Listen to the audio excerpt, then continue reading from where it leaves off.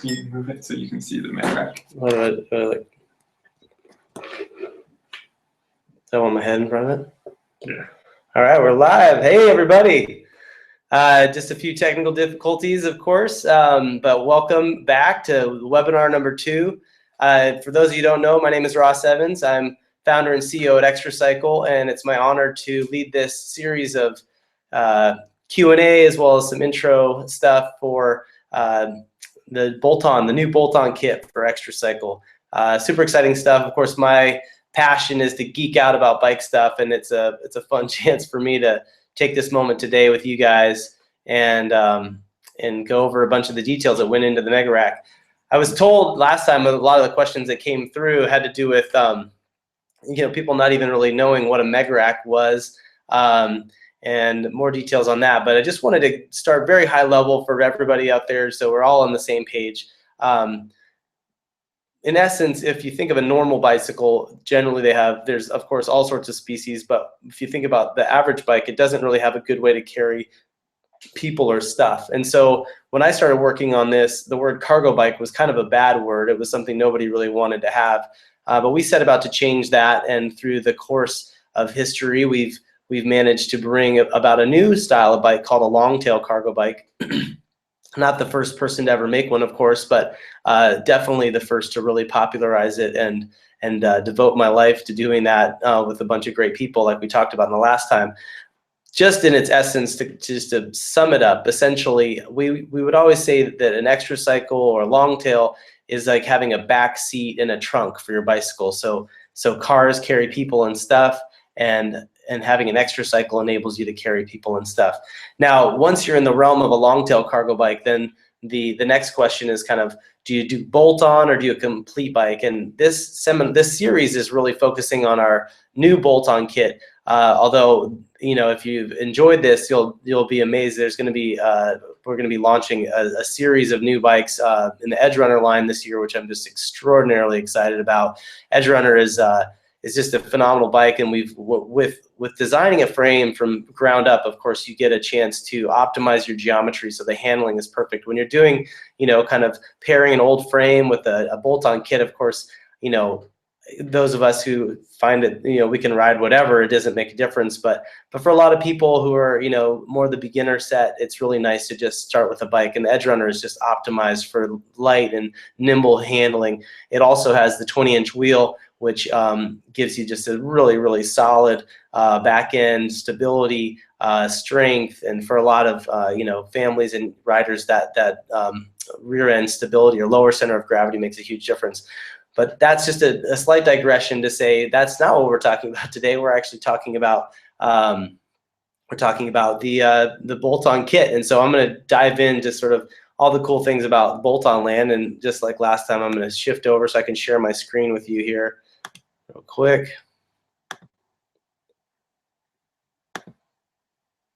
All right, so here we are designing the Mega Rack. Oh, I think I was supposed to go over to that and then present it full. Oops. How did I do that last time? I'm totally not doing this the way I wanted to. View. Slideshow.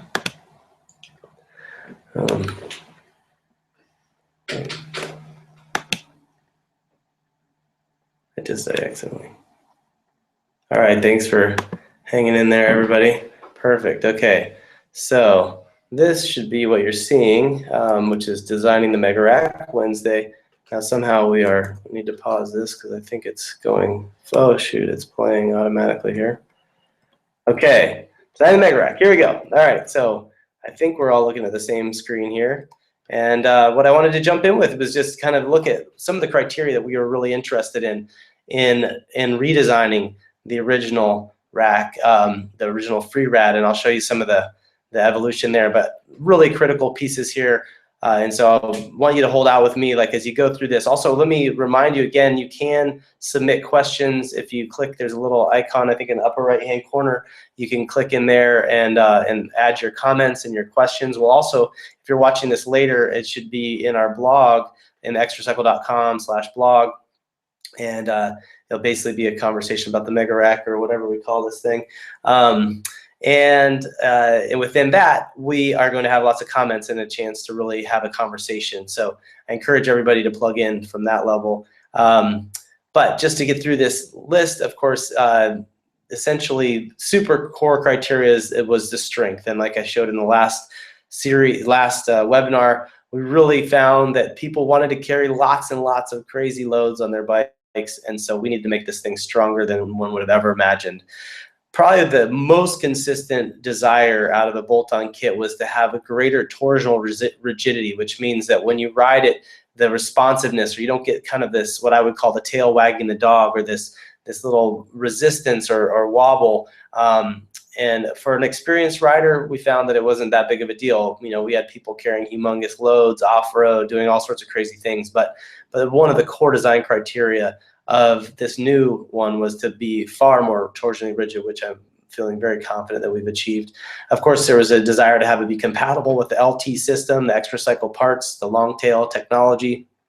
I'll tell you a little bit about the new LT2, as well as needing to be adaptable to lots of bikes. So in our current rendition, we've succeeded in making it adaptable to 24-inch rear wheel, 26-inch front wheel, 700C rear wheel, and a 29 plus. And there were a lot of questions about fat bikes, and I think that's a whole discussion that we can take on another time. But just to be clear, as fat as we get and as big as we get is the 29 plus. So pretty exciting, and yet, you know, for some of you guys wanting to have just the monster wide, you know, 5-inch, you know, wide tire, we don't have that option yet, but some great ideas came in for how to do that, and maybe another time we'll get into a design discussion about what, you know, the constraints there. Then the final piece really that was super core to this design was needing it to be versatile and bomb-proof in its attachment system.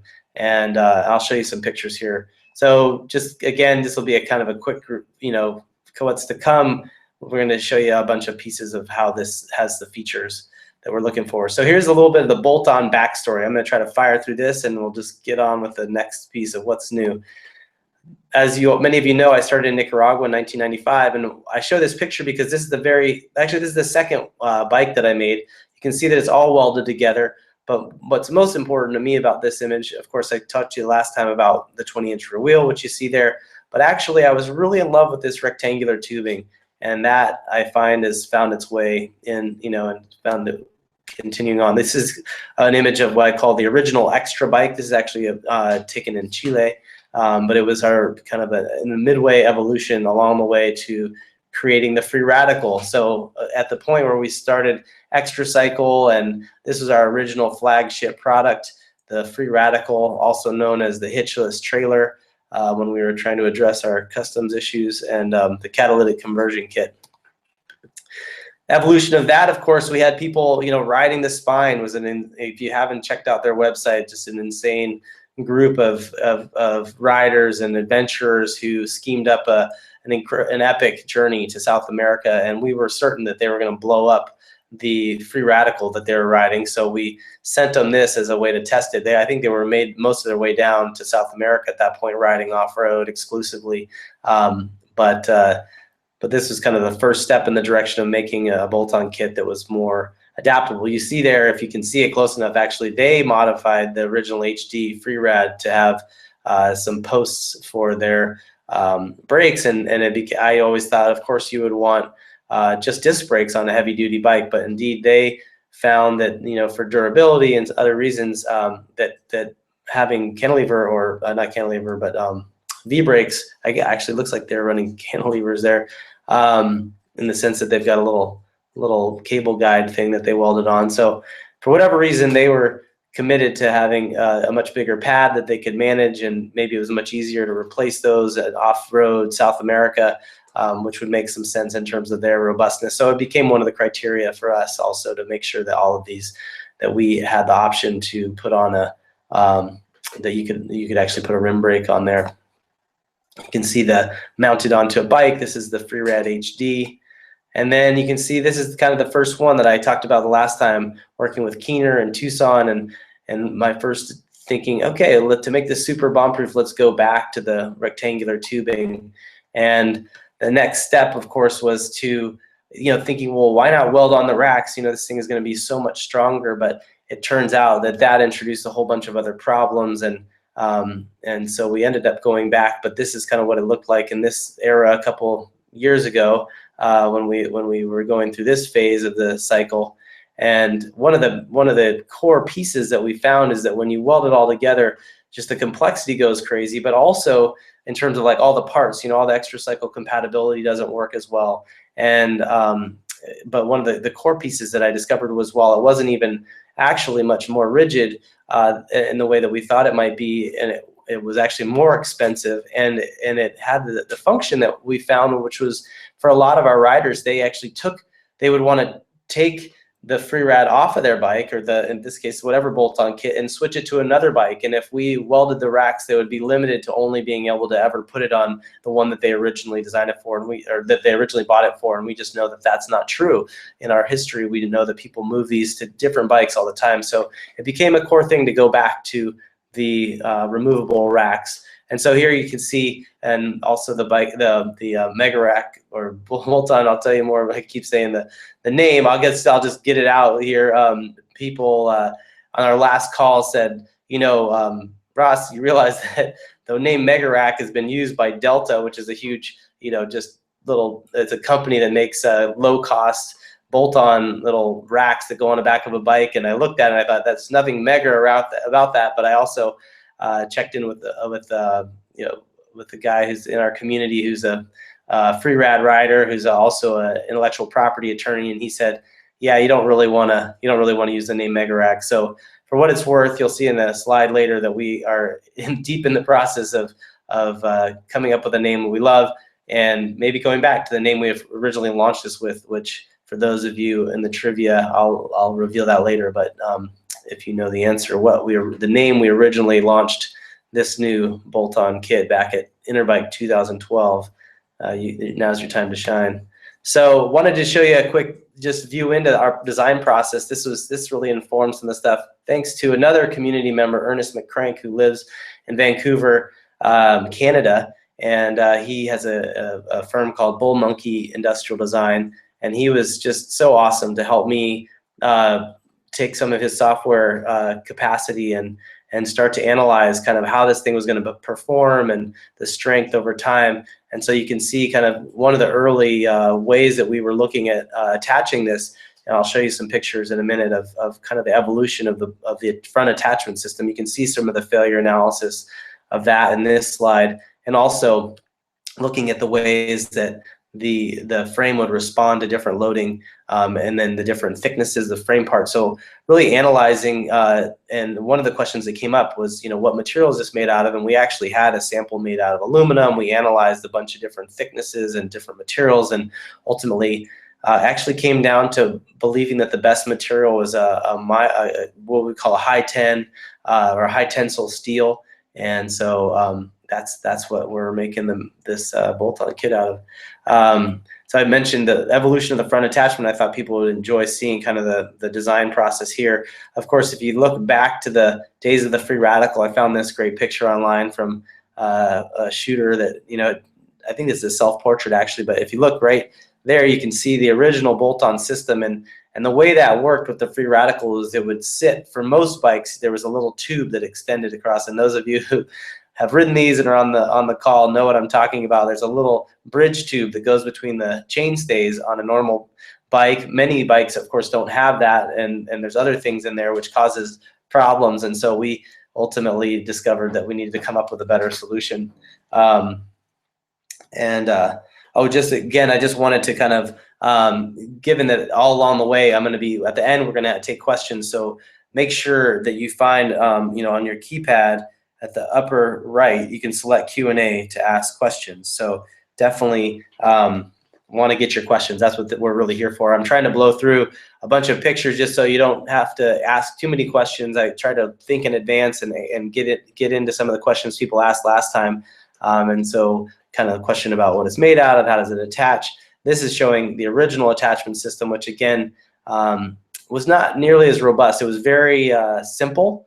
In that time, tooling was it was crazy to think about paying for a lot of tooling, and I've definitely, you'll hear at some point about, you know, the amount of tooling charges that to kind of get this new bolt-on created. It's quite significant, you know, over $20,000. And so, you know, that was just, you know, for me at the time of creating the first FreeRad, that was just out of the question. So we came up with this very simple system, and, you know, it worked surprisingly well, but it definitely had its failings. So those of you who knew that well, here's a view into kind of a step along the way. You can see some of the prototypes trying to work through how to do this in a really clever way. And I was really into this idea of adjustability, but again, in our testing and the FEA didn't work out so well. This is an example of attaching it. We showed some of the pictures of attaching and testing on a Surly Krampus. And with the original concept, some unanticipated forces were generated. And you can see in this image, we actually dented the frame by that application of a kind of off-center load. And so you can kind of start to see how we ended up with this as a concept. So this is the first little sample or prototype I made of this, a very basic sandwich system that would allow you to bolt the system together just in one simple package that would, in this case, it doesn't show well, but the idea is that you could actually attach the adjustable front end boom system. Enables you to get that, you know, the attachment point as close to the bottom bracket as possible, where it's the strongest and can be the most effective in terms of offsetting any of the loads that are generated when carrying cargo. So again, I showed this slide last time, but here's where that attachment system evolved to. And I have to say, I'm, like you saw in the, you know, I was really proud of how that came out in terms of simplicity, but also, you know, the fact that we were able to get the tooling, and our partners have been able to just really help us get this done, and it was super elegant, super strong. We've had it tested. It's, you know, it's just showing up really awesome. Here's a view, and that I didn't show last time. Actually, this is just a quick shot that I got from our partners. You know, just first time I got to see kind of how some of the small parts were going to work. So to come back out again, looking at some of the other design considerations, many of you out there who tried to assemble FreeRadicals onto different types of bikes, whether they were funky, you know, really wide dropouts or kind of crazy seat stays, or the old school breezer dropout, or the, you know, Richie used them at one point, which were kind of these sculpted dropouts, made it really difficult to attach the FreeRadical into those bikes. And people did all sorts of shenanigans trying to work around that and heroics. And so it was a core design criteria to make it work with lots of dropouts. And so you can see here in this slide that there's the option to mount into what I call the shorter option, which is in that we kind of just went ahead and cut a hole into the gusset. So in terms of reinforcing this thing, we just found a way to super strengthen that front corner there with the gusset, and then put a hole through there so you can mount there if your bike and the compatibility works. And for some people who have shorter feet or just want to have a slightly shorter wheelbase, that's kind of a cool option. It gives you about a 2 inches shorter wheelbase. The other option, of course, is the front mount there. You can see the sculpted dropout friendly hole there, which again, because it's removed from landing right on top of that upright post, that coupled with the spacer really gives you lots of room to adapt to lots and lots more variety of bikes, which is again our core value. And you can see there, I just gave you a little view in there. We do have a new kickback coming out and a new LT standard coming out, which just for the record, going forward, past accessories that you have will work on the Mega Rack or whatever we call this thing. And but the LT2 products like this kickback, the new kickback, will not work going backwards. So there'll be a lot of learning involved for all of you who are pros at this stuff. But again, you can see kind of from a top view, it's a little bit hard to see, but you can see how those dropouts worked.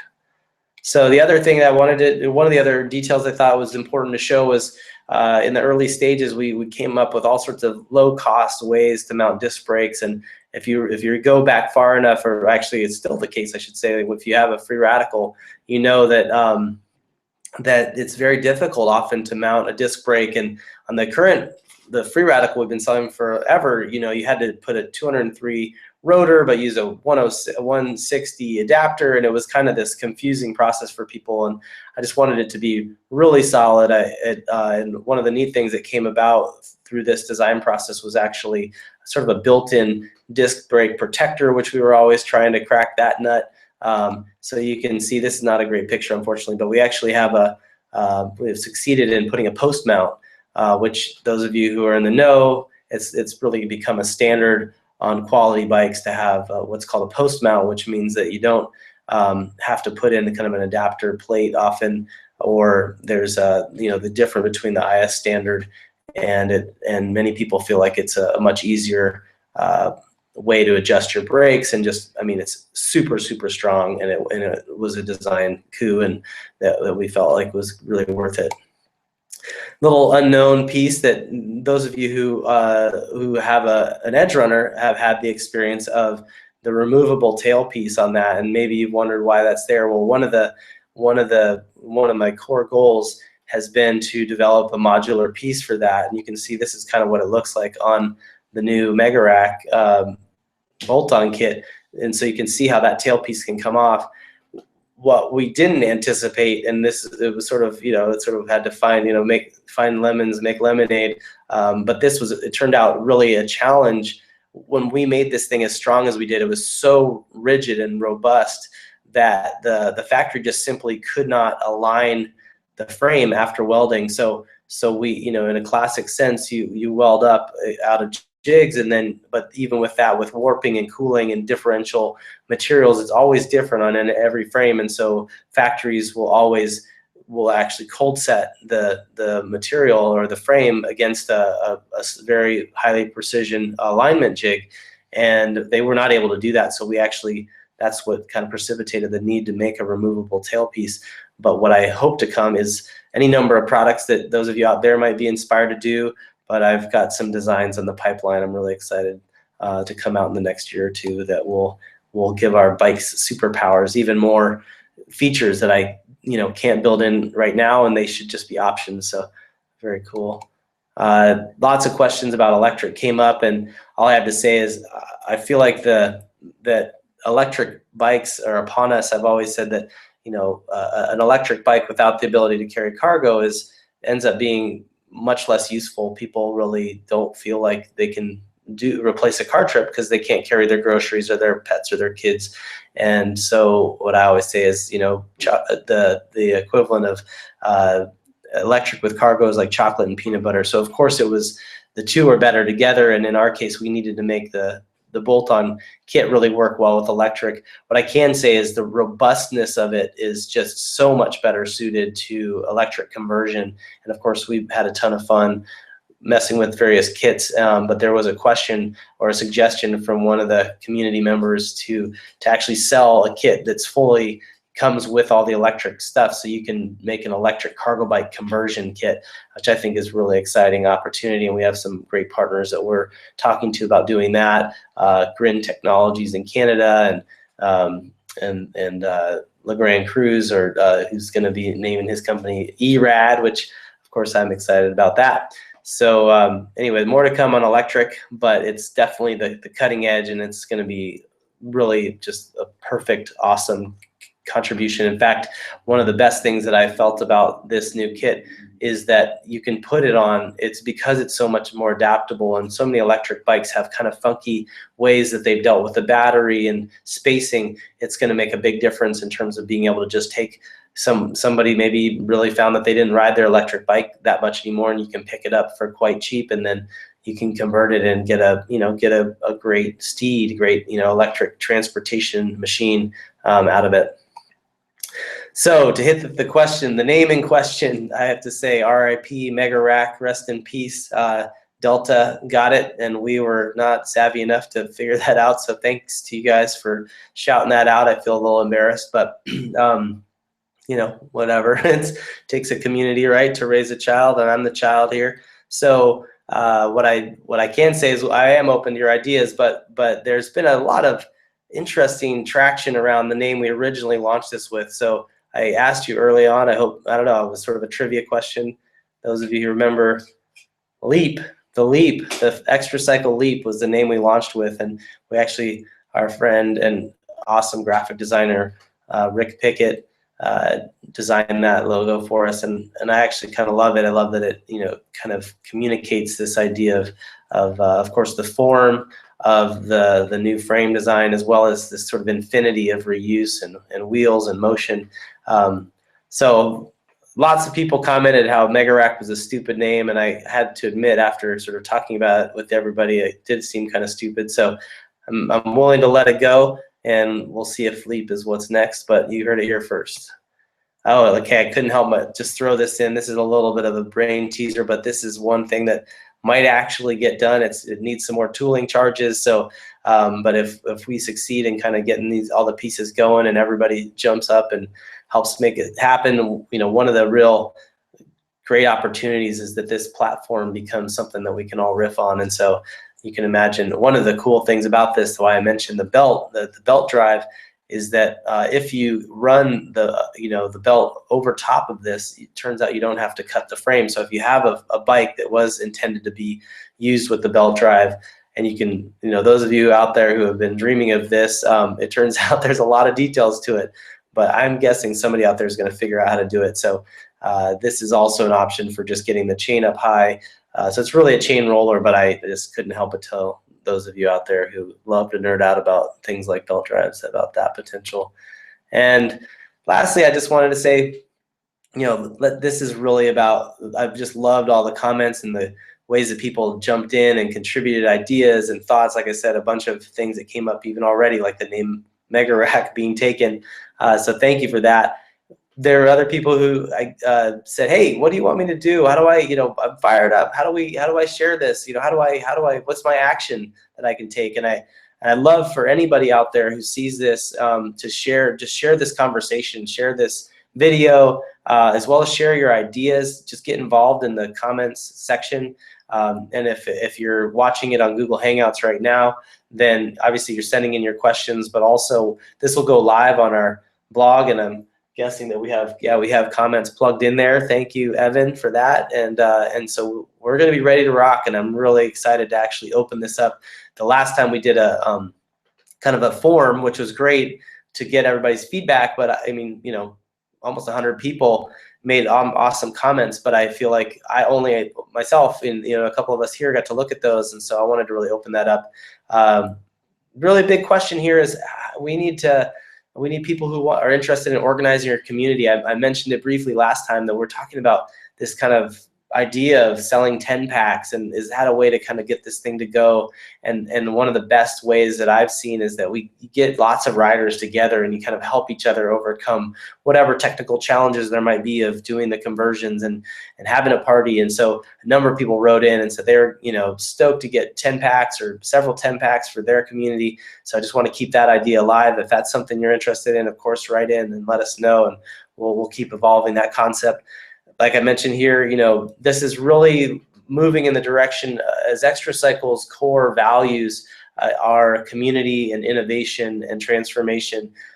This leap, whatever you want to call it, is just such a core area of everybody to get involved. And I envision a community marketplace of products that people are making, and, you know, our partner organizations, and, you know, doing electric parts, or doing, you know, bags or pads or other aftermarket accessories. I think this is really just an awesome, vital, yeah, we're a small community, but I think we're powerful in our impact because we're the people who are moving first. And I just am so honored by all of you who have dove in and made it this far. Just through the last one in there is, if there's those of you out there who create art, it's so inspiring. And, you know, one of the thoughts was maybe we can use art, and, you know, if you donated your art, maybe we could create a gallery for that, or a way that, you know, people who wanted to could buy art, and that would help us to achieve the dream of getting this to market. So that's official. It's time for Q&A. I'm going to actually turn us back over to the screen here, if I can remember how to do that. And there you go. This one. Yeah. So I'm back to me, eh? Okay, good. Hey, all right, so I've got a slew of questions here, as well as those of you who are looking should be able to see the mega rack behind me, and I have I stole some of my son Kale's Tinker toys so I can make a pointer. So if you want, I can point out details here. So if you have questions, so U-brake posts on the underside of the rear. Okay, so basically this back here, as you can see, is where we've decided to put the V-brake, and so I think I misread this as a V instead of a U. Yeah, so that is where we've placed them, and this is really the only place that it would work well. And one of the things that I've found in testing that's just really awesome is that this frame is so rigid that I've never had V-brakes that were so responsive. I mean, it is basically these things do not flex. So that's the mounting point. It's designed so that, you know, when it's all tightened up, basically, if you go off a curb or whatever, you can't bend these things off. Definitely something we've tinkered with. It's definitely a concern, you know, because it's unusual to people. Will this work? How will it work? But in testing and practice, I've been really happy with how that's worked out. So thanks for that question, and ask again if I didn't answer it. Okay. So again, the question came up again. I mentioned at the beginning this is a 20-inch wheel here, but we've also made it. Sorry, did I say 20-inch? 24-inch wheel on the back of this one. So the current idea is to make 4 different. Well, it may end up being 3 different models essentially, and each one will come with the racks cut to fit the wheel size. But the most important thing is that these brake posts have to be welded in the correct spot for rim braking. So basically, if you want to do some crazy whatever thing and you know, try to build your own version with a 20-inch wheel, I'm not sure how that's going to work out, but of course you'll have to use a disc brake for that.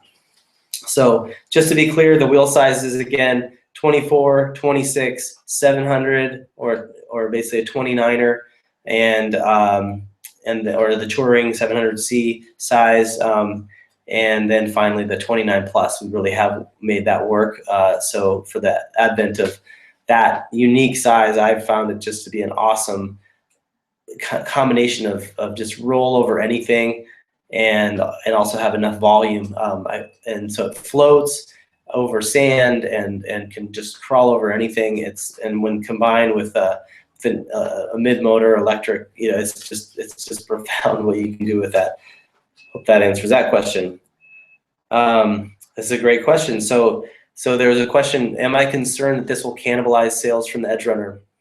And for me, I will say that there is some discussion about that here. You know, will my excitement about this product cause people to maybe steer away from the Edge Runner?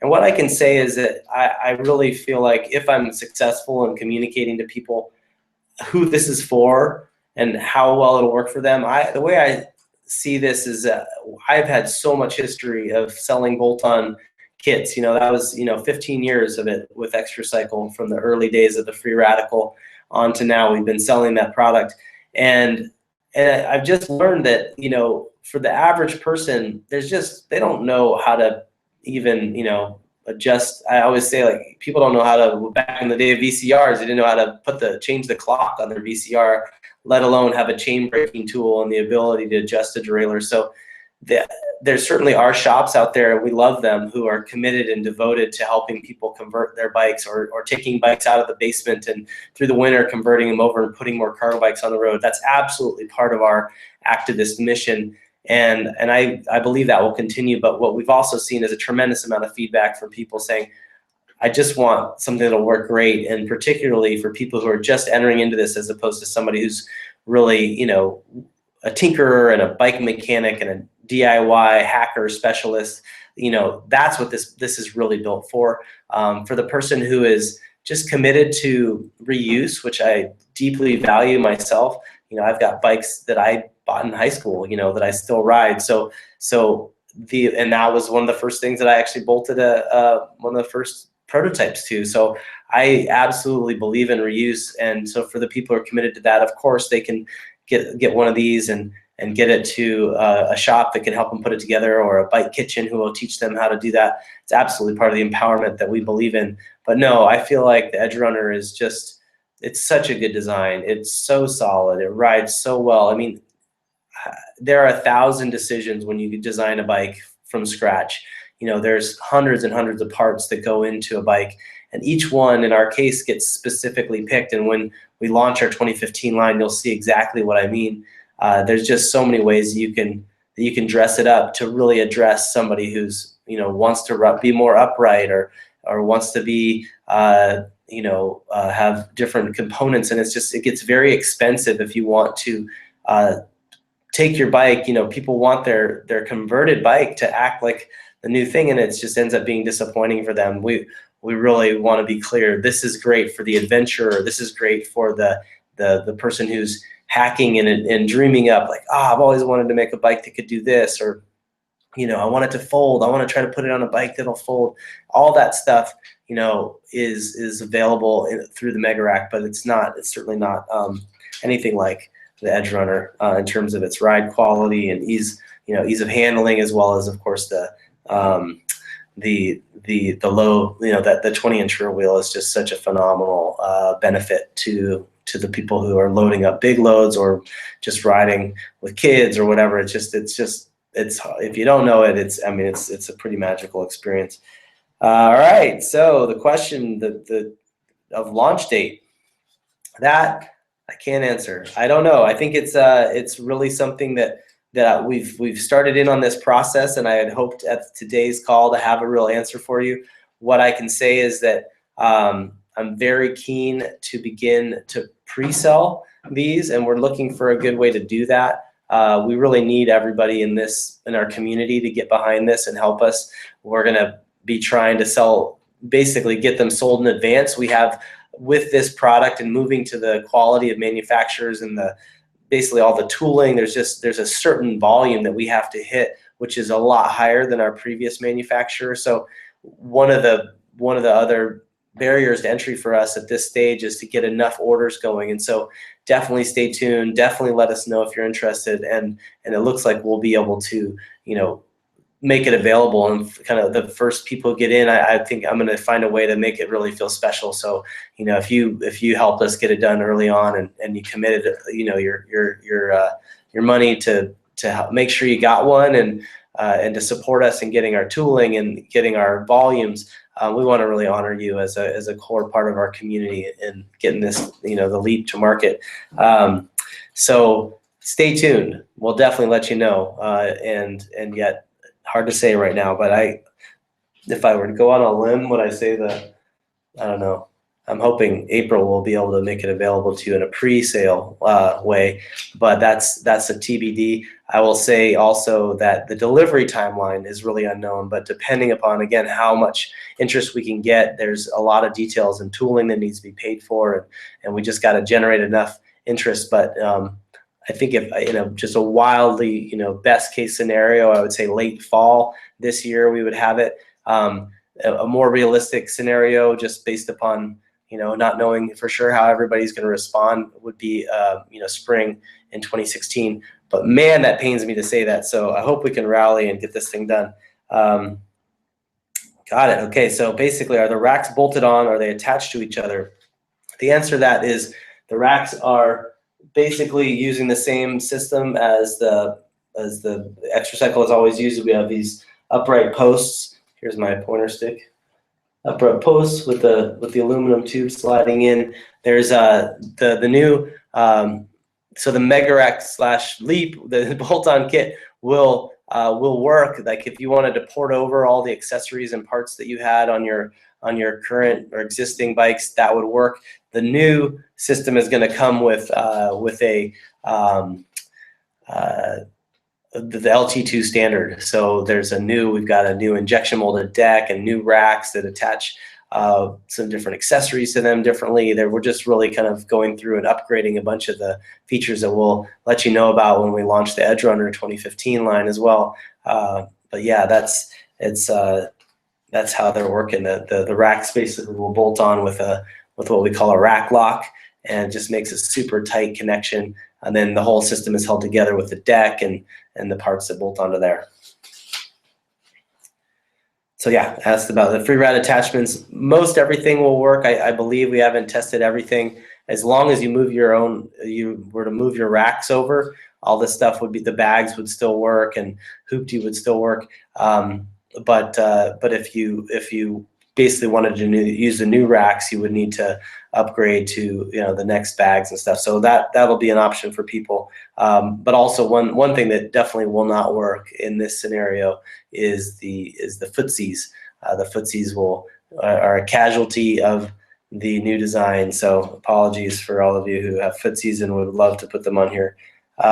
Great question about cost. So cost is honestly yet not determined. It's looking like for the base kit, we're in the ballpark of $600.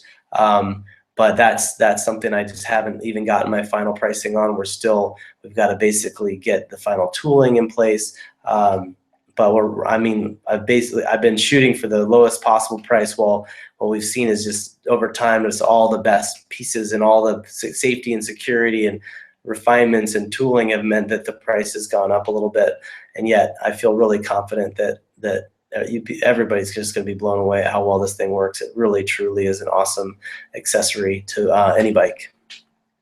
So just to close up, I don't know if there's any more questions, but okay, maybe one last one before I kind of leave it with this. So somebody asked if Kickstarter is a possibility, and I sure appreciate somebody mentioning that. It's something we've looked at a lot, and I'm very intrigued by. And I suppose I've done a lot of asking of people I know who have done Kickstarter campaigns. In fact, I was really convinced that was the way to go. And yet I have to say that it's an unknown right now whether that's the right mechanism. I feel like depending upon how this community responds and how much comments and how much we feel like we can really just engage our community to get the word out, I feel like it's much stronger and less dilute than the Kickstarter community, even though I think it would be really fun to expose people in a broader set to this. I'm not yet convinced that we can reach enough people will be interested, and that we shouldn't just kind of keep it a little bit closer and have a there's trade-offs, of course, that we have to do a lot of expensive work to create great videos, and so we're just, I don't know, I'm really curious myself. It's something that just minute by minute today I have to be honest, I was hoping to kind of have an answer for that very question today, but I have to tell you, leave you with more danglers. It's unknown, but please do stay tuned. So just to reiterate, my most sincere call to action, please do leave us your feedback. We'd love to have your ideas, your input, any thoughts or connections or ways that you feel like you could contribute, or this is going to be brought through to the world by way of our community. It's really not something that Xtracycle is going to be able to pull off without when really Xtracycle is this community. So it's not something that very few of us in this office can actually do by ourselves. And honestly, the just overwhelming and fantastic response to the first webinar gave me a lot of hope. I was really hoping by introducing this that it would get the kind of response that it did, and I'm feeling really strongly that we're going to be able to pull off this new product, the Leap or whatever we call it. Somebody out there is going to have an awesome name and has already figured out that it's available. So that's the oh yeah, so I've gone on long-winded. My voice is definitely telling me so. So I'm going to close with this. If you're watching this video, or if you're watching the Hangout and you aren't at the Xtracycle blog, it's also called News. So please navigate your way to xtracycle.com. And basically that was a call from Asia. So they're wondering what is happening with me. Navigate your way to xtracycle.com/news/designing-the-mega-rack. So again, xtracycle.com/news/designing-the-mega-rack. So please join us there for the discussion. Thank you so much for your patience, your interest, your intrigue, your participation. This is a phenomenal community, and I'm just so honored to be a part of it. And I honor your time and your commitment, and all of you who have, are riding bikes and transforming the lives around you. Thank you so much for doing that. We'll see you next time. Take good care. Bye-bye.